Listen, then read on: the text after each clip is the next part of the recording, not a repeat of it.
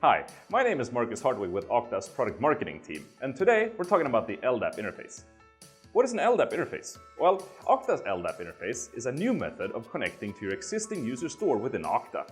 Think of it as an additional layer that allows you to interface with Okta using LDAP calls and queries.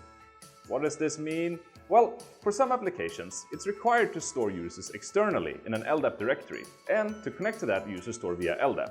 This results in the need for an additional server or the need to expose a current LDAP server to the DMZ. The additional overhead and network complexity surrounding such a use case has become cumbersome and is not necessary. With Okta's LDAP interface, you can point your existing applications direct to Okta and authenticate users against your Okta, eliminating the need for additional servers or complex network configuration. On top of this, you can also introduce MFA into these LDAP authentication flows, further securing your resources. A common use case in the modern enterprise would be Wi-Fi access. The LDAP interface was built around the need for authentication and authorization, and thus it is LDAP version 3 compliant. It also supports auth-n and search capabilities. We recommend that you use this for applications that don't do wildcard searches and for basic auth.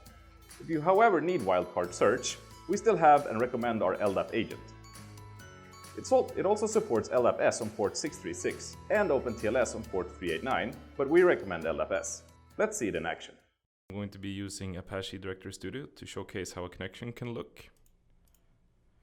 So first of all, we're going to go in and modify the properties of the connection.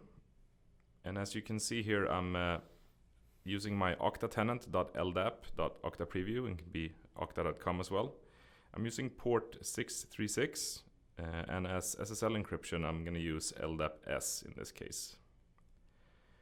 Under the authentication settings, I'm going to use a UID of my own user, and the DC string is going to be also my tenant name at Okta Preview. I can have my password here, or I can choose to omit it at a later time. The application will prompt me for that password. I'm going to go ahead and connect to the LDAP interface.